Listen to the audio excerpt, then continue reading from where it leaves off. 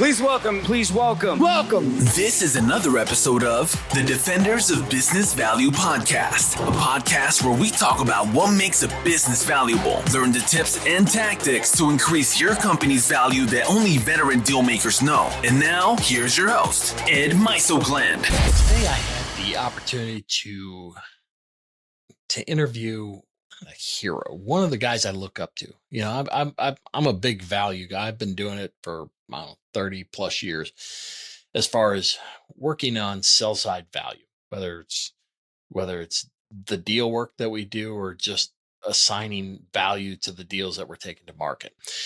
And one of the guys that has always to me been kind of leading edge of helping business owners understand value is John Warrillow.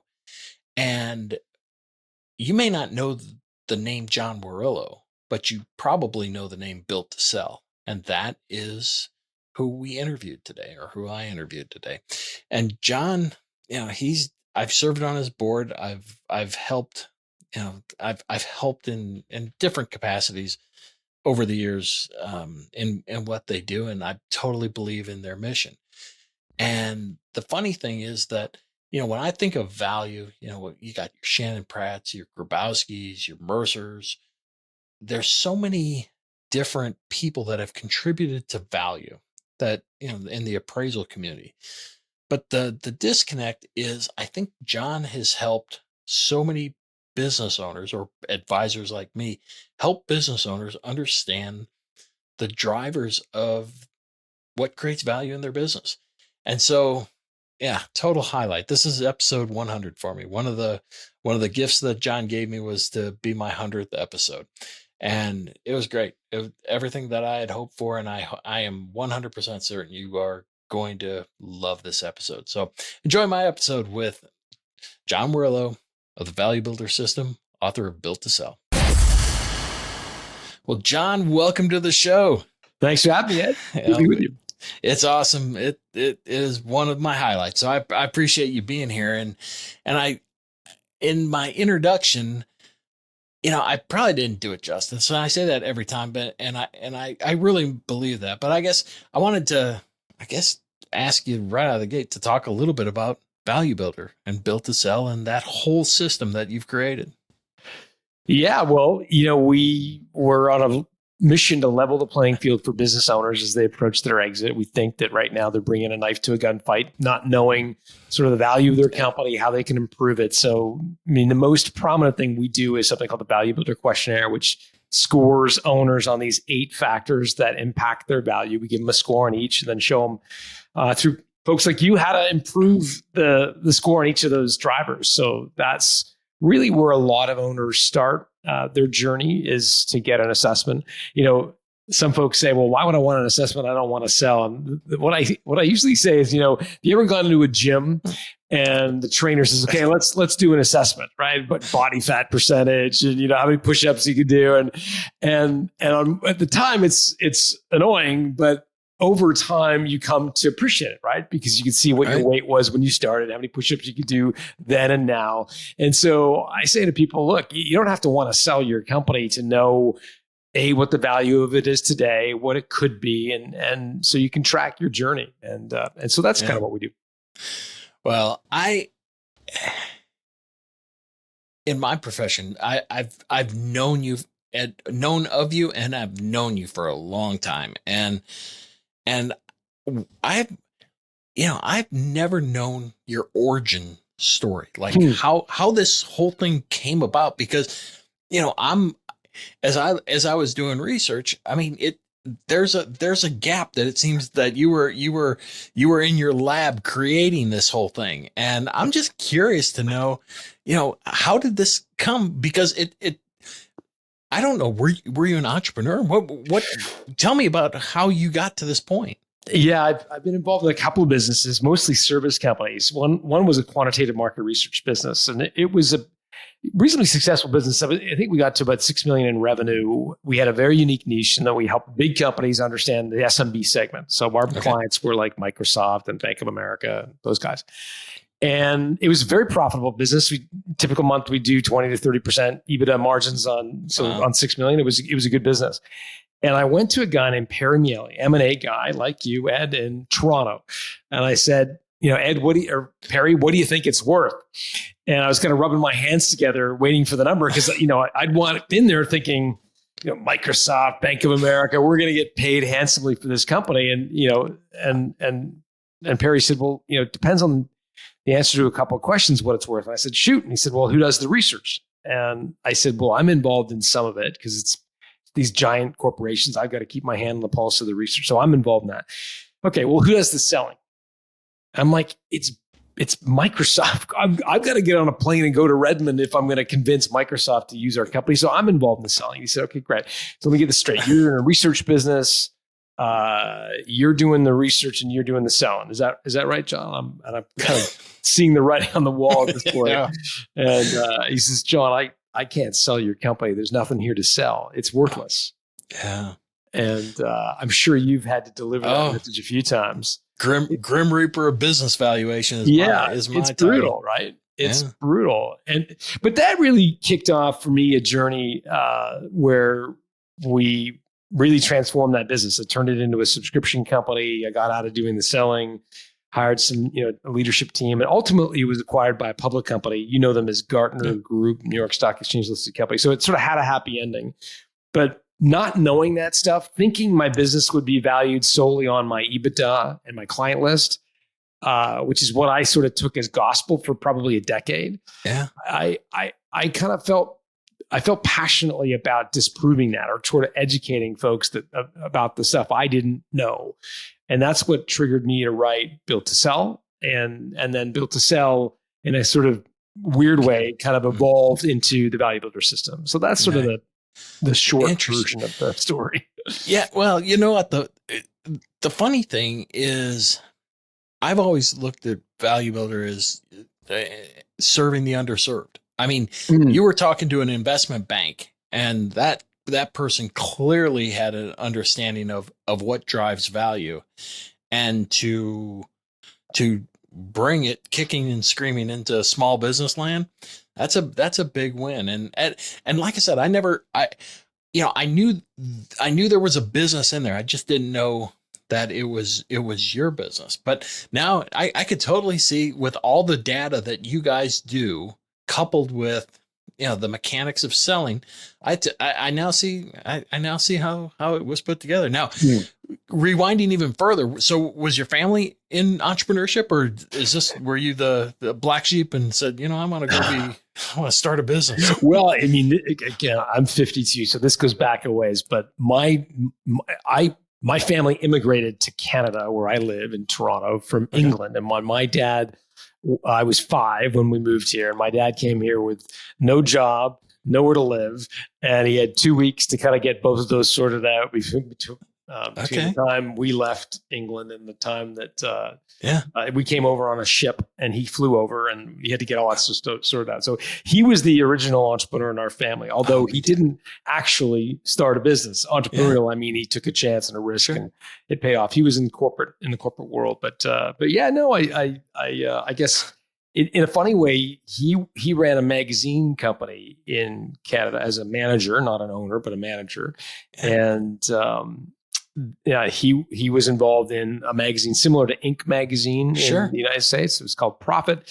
And so I sort of got to know entrepreneurship sort of through him and some of the magazines that they published. So that was sort of my introduction to it. Yeah. Well, coupled with, and if you look at it, it seems as though his fingerprints are built on, or, you can see them, on some of your authorship. I think that's probably true. Yeah. So one of the things, and I imagine it's probably 5 years ago when you rolled out that there are 3 different types of buyers that your research shows: mountain climbers, freedom fighters, and craftsmen. So my first question is, can you describe each? Sure. But then let's start there. So it actually came out of research we did when I was in my former company. We worked again with very large enterprise organizations, And they paid us a lot of money to understand and help them market to SMBs. And what we did was a piece of qualitative research. And qualitative research is where you really try to get underneath people's motivations. Like, why do people do what they do? And what we discovered was that you can categorize entrepreneurs into these three buckets based on their primal motivation. Like, what gets them up at night? What is their kind of knee-jerk motivation? Not what they're sort of socialized to do, but like in their sort of DNA, what is motivating them? And we discovered that there are this group called mountain climbers, which are people that are motivated to achieve. Like their primary motivation is achievement, is climbing mountains. They're literally climbing mountains in their mind. They get to the top and they don't spend much time enjoying the scenery. They look around and try to find the next highest mountain to go climb. That's just what turns them on, right? So that's in an entrepreneurial way. Like someone like an Elon Musk would be like the quintessential mountain climber, right? Like on steroids. He never settles and is always looking to take on huge challenges. The second group of folks is what we call freedom fighters, and their primal motivation is independence. And so they are not trying to create the next SpaceX, the next Tesla, the next Apple. They are trying to create a business that can thrive without them. They love to be in control. You've heard entrepreneurs as control freaks. That's an old expression that I'm sure is almost cliche. Freedom fighters are the control freaks, right? And you could see that on their cap table. They're very hesitant to share equity because for freedom fighters, having investors, a board of directors, an angel, all of that would be kind of winnowing away or chipping away at their independence. And for them, independence is their most important value. And so they would rather have a smaller company and control 100% of it than a very large company where they're a minority shareholder in it. And so that's the freedom fighter group. And then the craftsperson group is the third. In fact, arguably the largest of the three groups, and they're motivated by mastery. And we all know these entrepreneurs, right? They're the person who maybe comes and installs your alarm or comes and installs your backyard deck, and they love what they do. They take tremendous pride in what they do, but they're not actually entrepreneurs in the truest sense of the word. They don't want to build a company. They want to do their work. And so they typically are self-employed. They very rarely hire employees. They're the most risk averse of the three. As a result, they see employees as risk. And so they don't hire them. So these are the freelance copywriters, the massage therapists, the painters, the deck installers who work independently. And those are the three motivations you can broadly categorize business owners in. So as you're looking at them, and I know the question, the backdrop of the question is whether or not are we making more mountain climbers today as a result of certainly the work that you do and the information that's available, because you can arguably the mountain climbers tend to be the most valuable. And I'm just curious whether or not, are you seeing that trend? And I teach at one of the local universities here. And one of the things, the kids are just smarter. You have all this, we're seeing more colleges aligning with the entrepreneurs. And to me, I think they're fast tracking into the mountain climber world. So what are you guys seeing? Yeah, and it's an interesting point. I think when there's an old sort of traditional model, very patriarchal model where you worked for a company for 30, 40 years, you got the gold watch and you retired. In fact, my father would have probably fallen into that category. He's 9 years old. So he's the very eldest of the baby boom generation. And for him, you got a job and you worked in a company and then, you retired. And that was the kind of model. And so those businesses, those owners who think like him, and I call them baby boomers, if you want to use that old expression, I think do tend to think of their entrepreneurial endeavors as a much more of a legacy, as one company that at some point in the future, they will sell and retire. They're more likely to use retirement and selling a business as synonyms. Like they don't draw the distinction between the two. Whereas younger entrepreneurs, I believe, are much more likely to see the distinction between the two. They are much more likely to have multiple businesses in their careers, and they are much more likely to build to sell effectively, not necessarily have this kind of legacy business that they're intending to pass down to their eldest son, which is, believe it or not, what we used to do 100 years ago, right? Right. That all, obviously, probably for good reason, is all gone. And so people are kind of getting into businesses and with a view to selling them. Now, the other thing you can't, I think, get away from it is just that technology has really added jet fuel onto this trend, because of course, technology businesses tend to be easier to sell. They're much easier than a service business where the assets obviously go up and down the elevator every night.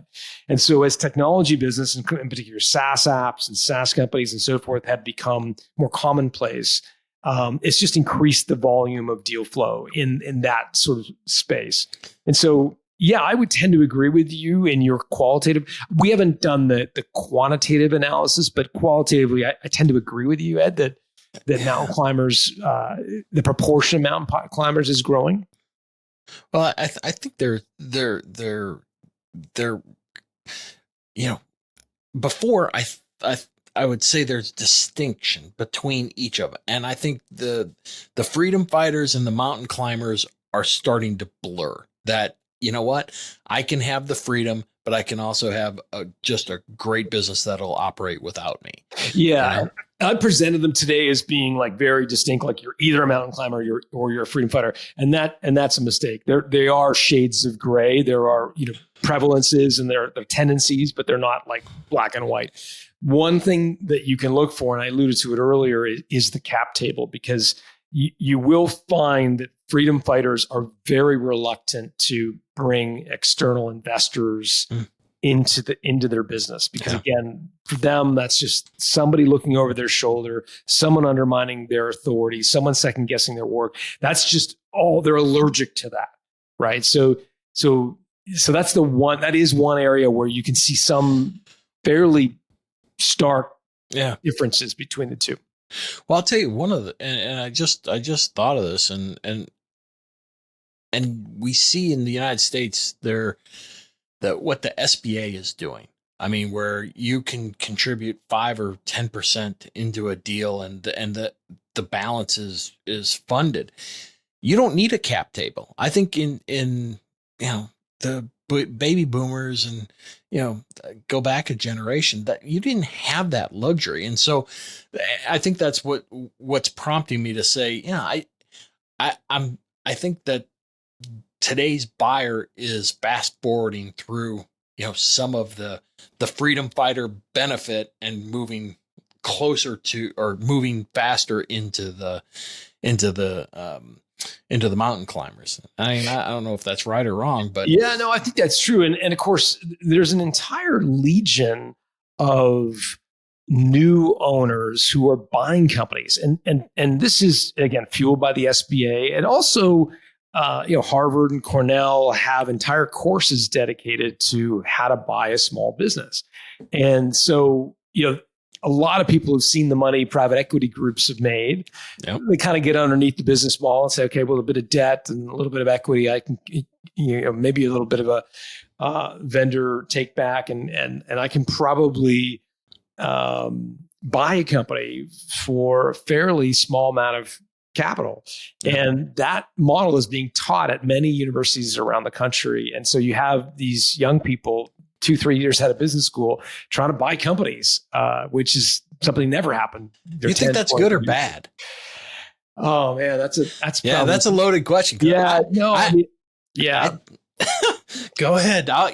You want to go first, or you want me to? Well, I mean, look, I get those calls all the time about Value Builder, right? So people call up and say, hey, you got this technology companies. I'd like to buy your business and partner with you, and we'd like to extend your legacy. And I look at their LinkedIn profile, and they're like 2 years out of business school. And they were working at Home Depot as a greeter like a year ago. And it's not a good look. And I think there are, for folks who who apply this and are successfully able to buy businesses, it's a very good way to make money.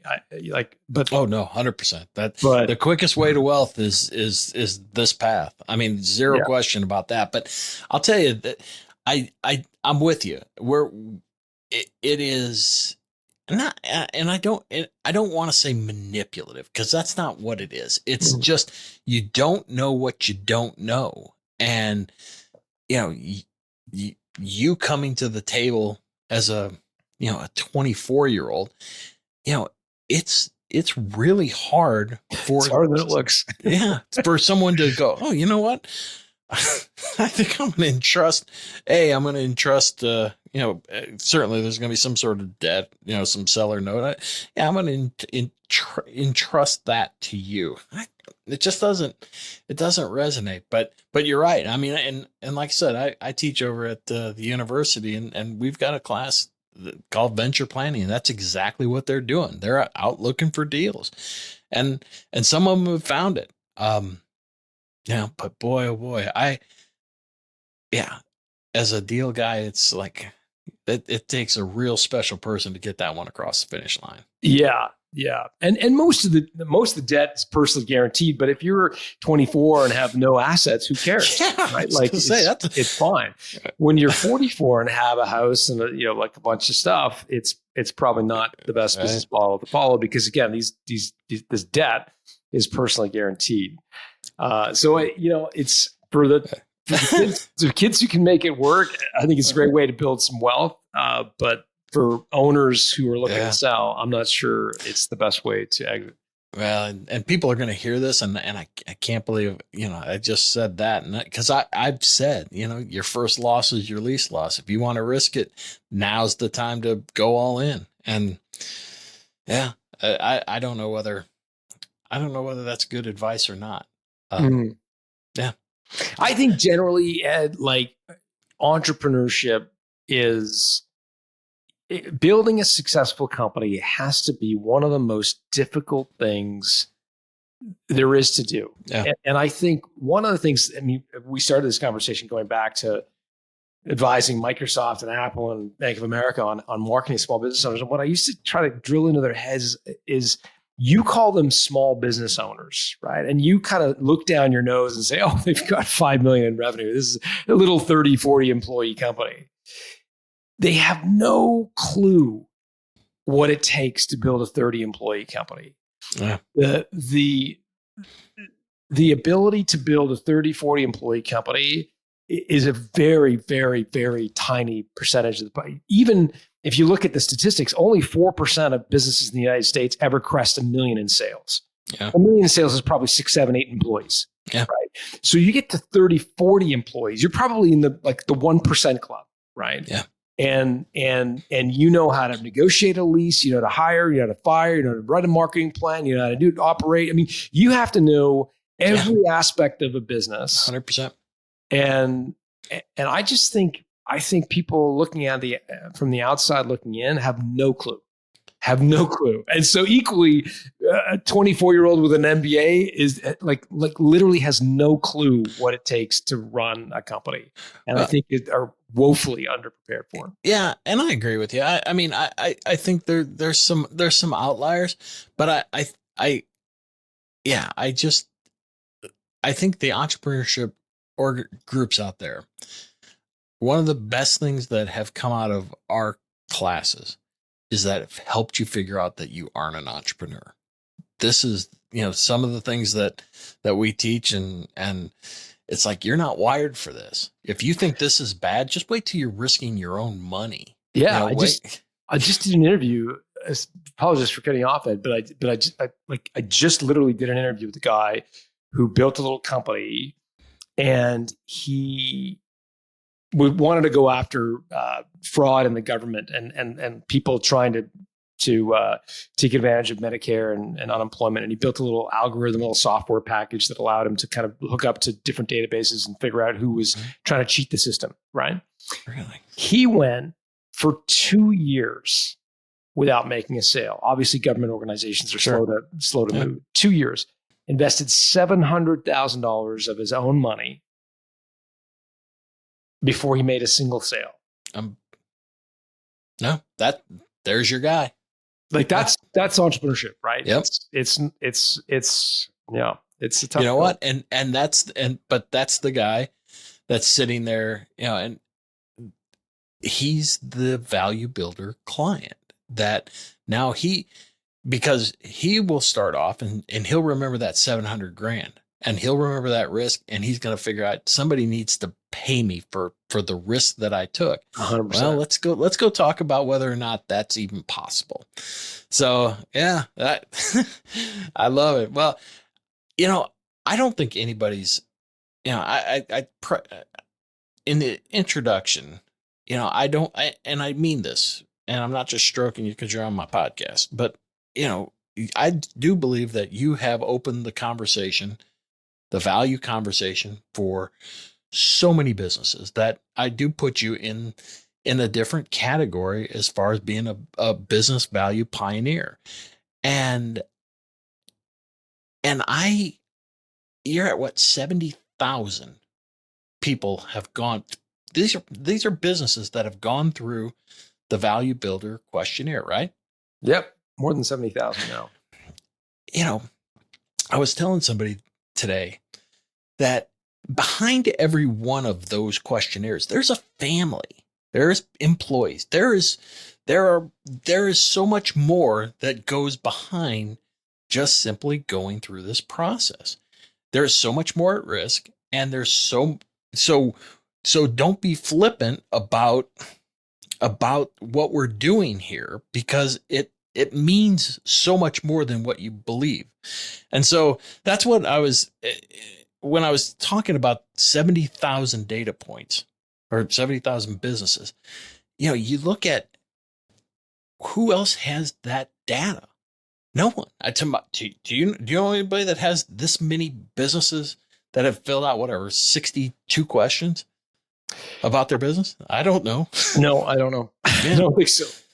So, but that's where I'm heading is, all right, so let's talk about your crystal ball. To me, the Value Builder system, if you do it correctly, I think it makes businesses more saleable. So my question to you is, like, when you look at Value Builder, EOS, all these online, hey, we can help you sell your business courses, you would think more businesses would be far, that the velocity and the deal flow would be higher. And I'm not certain that it's there yet. I still think that there's a stubbornness to business owners. And I guess that's where I wanted you to kind of comment on, where do you see the crystal ball here? Yeah, I mean, first of all, I would agree with you. Business owners can be very stubborn and jaded. Maybe is another word that I would use. That's good. In part because, as I said earlier, they're the ones who have invested the 700 grand, and they're the ones who put in the blood, sweat, and tears, and are very skeptical of charlatans and people that are trying to take advantage of them. So there's a high degree of skepticism out there. So I think that's a real thing. I think there's also a hesitancy to want to give up their baby. They've got a lot of identity built into this, and I think entrepreneurs are also, by their nature, optimistic. If you were a pessimist, you wouldn't start a business. You would go work at the government or Procter & Gamble or some large company where you could hide in the bowels of that business. Instead, you start a business. Yeah. And by definition, you think tomorrow is going to be better than today. You are optimistic that your ability to have agency over your life, to control your destiny, it's in the gene pool. Yeah. And as a result, if you think about that and you think tomorrow is going to be better than today, why would you sell today? Because tomorrow is going to be better, Ed. I'm going to sell that new product. I'm going to get the next location set up. And, I know there might be another pandemic, but we'll be fine. And I don't think that's going to, they're wired to be optimistic. And so when, just like nobody thinks they're going to die or nobody wants to have that conversation, right? I think entrepreneurs are hesitant to have the conversation because they're optimistic by nature. So I don't know the answer to your question. I don't have a crystal ball, but I can share with you a little bit about what the data tells me, but I think there's some kind of qualitative things going on as well. Yeah. Well, I do Yeah, I've known you a long time, and I did not know. I've never heard you talk the optimism Mm. conversation like you just did, but it makes total sense of, it's going to be better. And then the problem is when it stops becoming better, then it moves into a situation where, and I just wrote an article I just posted on LinkedIn called "The 5 Stages of Grief in M&A," Mm. and where we start talking about just that you move into a posture of denial, and then you move into anger and bargaining and so on and so forth. And so it's interesting when you talk to these sellers that they stop. If that may be the tell, if you stop being optimistic about what tomorrow brings, maybe this is your signal amongst all the noise. It's time. Yeah, and it can be hard to lead a horse to water in a sense, because what we know, and I'm sure you've seen this in your own work, is that business owners tend to think about the value of their company when they're reacting to one of two things. The first is that they are approached about an acquisition. They're approached by a buyer, private equity group. Yeah. Increasingly, an individual investor knocks on the door and says, "Have you ever thought about selling?" And that's what triggers the thought of, I wonder what it's worth. The second, sadly, is a health event, right? Where they have some sort of, heart attack, or someone they love ends up in hospital, and they think, "Wow, life is short. I need to get on my front foot here." And those are two. What I tend to talk about is in both of those scenarios, you're on your back foot. You're reacting to something that's coming at you. And anyone knows anything about negotiation theory or business strategy, you want to be on your front foot. You want to be controlling the dialogue, not being talked at or dictated to. So it's a challenge. But what we hope to do is intercept business owners when they have been approached, and we can quickly give them a thumbnail, value, and some ways to improve the value over time.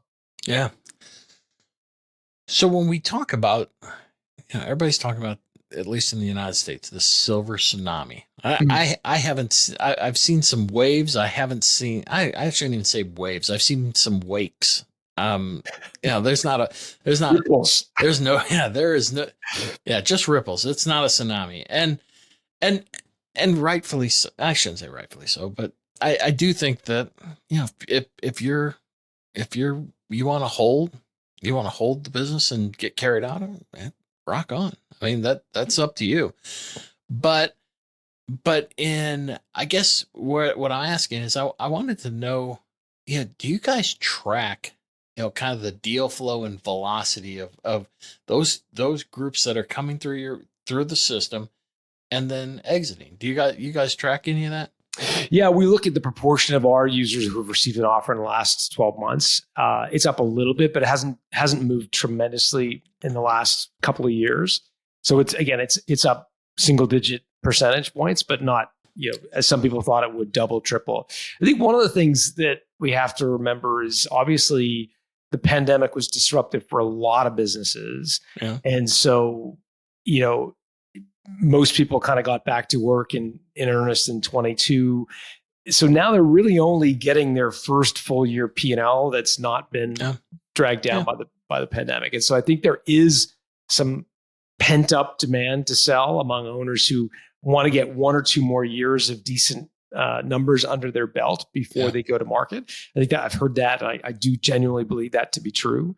Interest rates, of course, we haven't talked about yet, Ed, but of course they obviously impact a lot of these deals, because buyers of companies, in particular individual investors, but also private equity groups and even some strategics, have to borrow the money.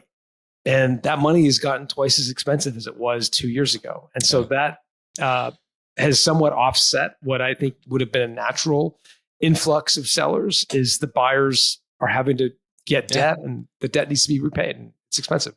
Yeah, well, and again, you're right. I mean, the borrowing power of the buyers is limited, and you have the value, here's the value, but here's the maximum borrowing power of the buyer. And you've got a delta between the two of them. So who's going to blink? I don't see any mezzanine financing sources that are coming to a bunch of rescue in because the money would be too expensive. I'll tell you, one of the things that we have seen is here in the United States with this EIDL loan, the disaster loans. I mean, that's 3% money that's assumable. That's 30-year money at 3.5 or 3.75%. Where you can assume that, and that lowers your total cost of capital. So I don't know. There's some hope for some of those sellers that have the availability of assumable debt. But generally speaking, you're right. I mean, it's a tough one to get past. Just the cost of capital. Sure. So if you had a do-over, like you got the value builder system, and so 70,000 people have gone through. I mean, the thing has clearly grown, over the years. If you had to do a do-over, what would you have done differently? I mean, there's probably a few things. One that comes to mind, I don't know why, but I think we would have given more thought to the names of the drivers. So there are 8 drivers in the Value Builder questionnaire, and some of them are a bit goofy. So one name we refer to as the Switzerland structure. It's inspired by the country of Switzerland, which, as you know, is like obsessed with independence. And so Switzerland structure measures a company's independence of any one customer, employer, supplier. But it's one which is very polarizing for a lot of our users. They're like, why do we call it Switzerland structure? That's not the same as customer concentration. So we have a lot of literal users. And when I say users, I mean business owners as well as advisors. And, there isn't a tremendous amount of creativity. And so that sort of thing. Another one is like, we call one the valuation teeter-totter, right, which is about cash flow in a business. In the UK, teeter-totters are not teeter-totters. They're called seesaws. And so it's like, again, I'm giving you a fairly superficial answer to your question. No, it's a good one. Like once you have 70,000 users and you've got all that historical data, the last thing you want to go do is change anything. Sure. Right? Because there's great benchmarks there. Right. And so, yeah. That's anyways. It's funny. It's funny you say that because I used it today and we had that conversation. So, is that right? Yeah. It's like, why the valuation teeter-totter? But once you explain it, I mean, it makes perfect sense. I mean, it's a good analogy. It's just teeter-totter. Adults often don't use teeter-totter with other adults very often. It's so true. Yeah. So I might change that. No, you can't change that. No, I said if I had a do-over, if you had to do it all over again, I might have changed that. I get it. So still, since we're talking about the value drivers, so there's 8 of them. Outside of hub and spoke, and hub and spoke is the value or the importance is centered around the owner. Which of the drivers would be most important? Recurring revenue is probably where you're going to get the biggest bang for your buck. Yeah, you're right. Recurring revenue is revenue, obviously, that is virtually guaranteed to come in. It's what people buy on a service contract or a subscription. Yeah. It's often confused with reoccurring revenue. Interestingly, reoccurring revenue is revenue that comes back, but without any kind of predictable cadence. Yeah. So like a rash that might come back every once in a while, but you never know what's going to come back. Reoccurring revenue is customers who repurchase from you, but there's no cadence to it. Okay. Whereas recurring revenue is predictable. And the reason it's so valuable, obviously, is because when an acquirer buys your business, they realize you're going to be on the golf course, on the beach, and they need to know how your business is going to continue without you. Yeah. And so recurring revenue can give them a sense of confidence that it will continue.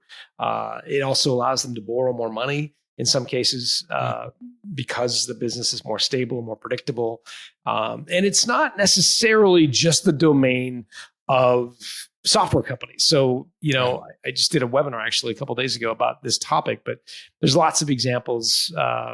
There's a flower company that sells, flowers on subscription to hotels that want fancy sort of reception tables. So there's sort of all kinds of different industries that have found a way to create some recurring revenue, which really just juices the value of their business tremendously.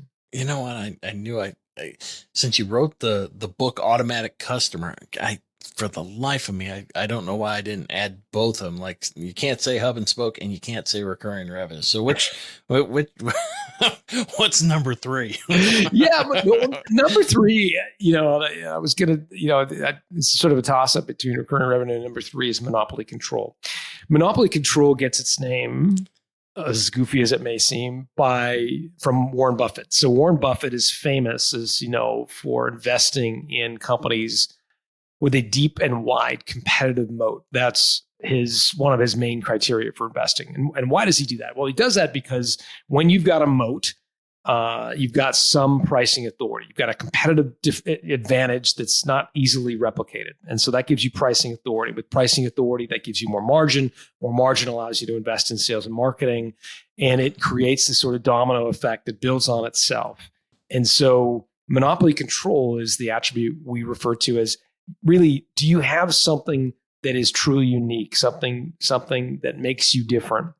And one of the biggest mistakes we see is people tend to bury what is really unique about their business in a sea of other offerings. And it's natural, right? Is you start a business with a specific vision, you create a great product, and then you want to build the business. And the fastest way to build the business is to cross-sell your existing customers another product. But what you don't realize is with every product you cross-sell, you're diluting, provided it's not something you're uniquely advantaged to do, you're diluting your kind of core jewel in the crown. And given the choice, and you've seen this, Ed, I'm sure, most acquirers will apply the lowest multiple among the group. So they'll look at 10 different business lines or 10 different products, and they'll say, okay, which one is the worst multiple? And we'll apply that to the entire group. And we do this with cable channels, right? When we buy television, we only pay a very small amount per channel because we don't want half the channels that we have to buy, right? Yeah. Whereas on a per channel basis, we pay much more for ESPN or Disney or Netflix because per channel, we're willing to pay a much higher price for something that's pure. And so, the temptation, I think, is for folks to build their business by cross-selling. And I think that's a great way to build your revenue. But if your goal is building value, it's probably better to focus on the 1 or 2 products that really make you unique in the marketplace, and focus on those. There's this old expression that revenue is vanity and value is sanity. I think the actual expression is revenue is vanity, profit is sanity. We'd switch it to value is sanity, because focusing on what drives the value of your business, I think, is what creates the long-term win for entrepreneurs. Yeah, I agree. So what, I don't know if anybody's ever asked you this. So what's on your bookshelf that every business owner should read? I mean, so Built to Sell is I hear that often. So what else is on your bookshelf that every business owner probably should familiarize themselves with? Yeah, look, I'm a big E-Myth fan. I mean, E-Myth, Michael Gerber was the one who sort of originated the entire kind of category that Built to Sell finds itself in. So if you haven't read that, I think that's definitely worth the read. It depends if your penchant is for kind of very practical or more inspirational. I tend to find myself reading more business biographies of late. Okay. Less tactical and more, I want to hear the story. So right now I'm reading the new Elon Musk book, the Walter Isaacson book. Yeah, are you? Yeah, but if I can get, did you see how big that book is? You know what? I bought it digitally. Oh my gosh. I don't know if you have enough storage to get that book. Oh my gosh. Yeah. Yeah, it's biggie. Walter Isaacson's quite an author. I love him. Yeah, I read the Steve Jobs book, and I've read a few others. I'm a big fan of business biographies, and I think I just enjoy hearing the context and the history. I've become a bit of a historian of business. Nice. I'm liking the history more than I ever did. So I'm a little bit less on the practical and a bit more on the business biography of late. So I definitely recommend the Elon Musk book. It is, it's big, but it's good. I'm only a third of the way through it, but it's you're ahead of it's a good read. Yeah. Awesome. I love the, what's the first page in where he said, I'm redesigning electric cars and I'm trying to send a man to the moon. Did you think I was going to be normal?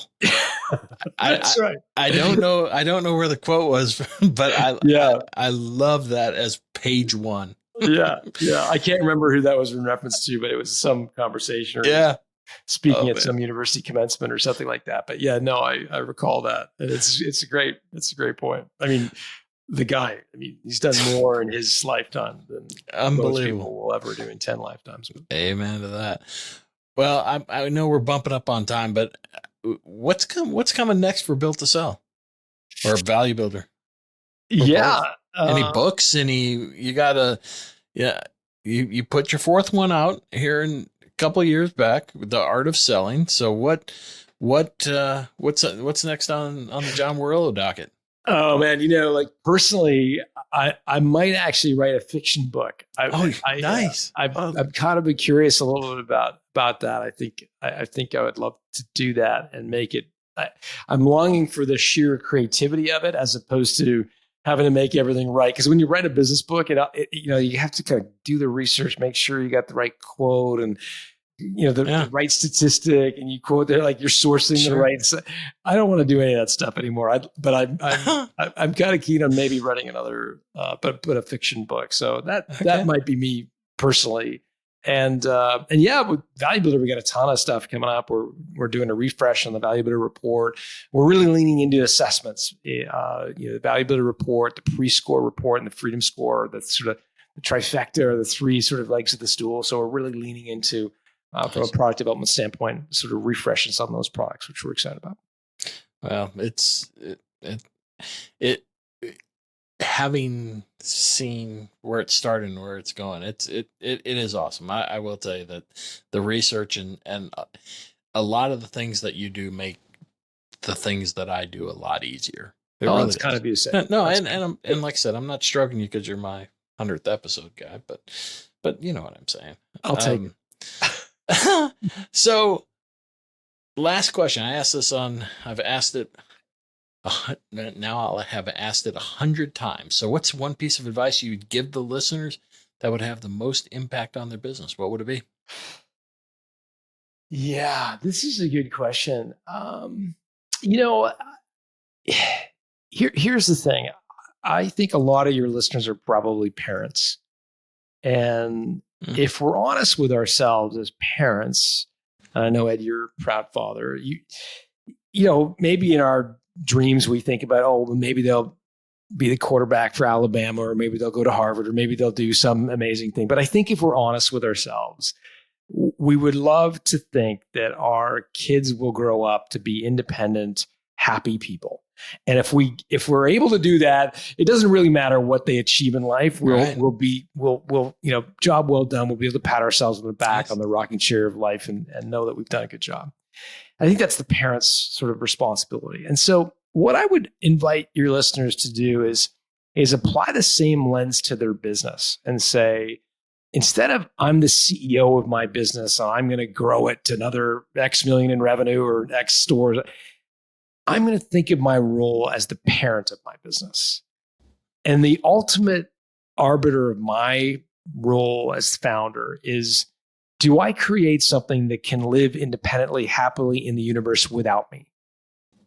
And if I started making decisions about my business more like a parent makes a decision with their teenagers, knowing that, they're going to have to skin their knees a little bit to learn the lessons. And we've got to let the rope out occasionally and let them, but not too much until they're ready for it, et cetera. Like if we thought about our role as founders and CEOs as a parent as opposed to a CEO. I think we'd make better decisions. I think we'd build more valuable companies. And I'll just leave your listeners with that thought. No, what a great analogy. And I can't help. The question is, as I heard, because that was really eloquent, and I mean truly. And I'm the funny thing is, I'm sitting here going, "Am I talking to an author that owns a company? You know, like an author that just happens to own a company, or is it a business owner that just happens to like to write?" Because I mean that was, that's a, when you listen to the tape, you ought to steal that from yourself and put it in some of your material, because that's a great analogy. Oh man. Great. Well, John, one of the highlights of my career, and I told you this before, was serving on your board. I loved working with your team and that whole advisory board, and it was awesome. And I miss being on the inside of what goes on, because we'll have to have you back. We'll have to do an alumni. Well, board retreat. Yeah, right. But it's been a lot of fun to see what you've done and the impact that you've made on business owners. And like I said, I don't, granted, we're only talking 70,000 and in the expanse of all businesses, but you've made a real dent in helping business owners, far more than I think people either know or give credit to you for doing. So thanks so much for coming on and spending some time with me. You really made my day. Oh, well, I appreciate that, Ed. I thank you for being a great board member and contributing to the art of selling your business with your sage wisdom. So I'm grateful for that as well. So thank you for having me on. It was a pleasure to be with you. Well, I'll have you on at 200. Thanks, John. This was another episode of the Defenders of Business Value podcast. For more episodes packed with strategies to increase the value of your business, visit defendersofbusinessvalue.com for show notes, transcripts, and free tools to start you on your journey. Subscribe now so you don't miss any future episodes.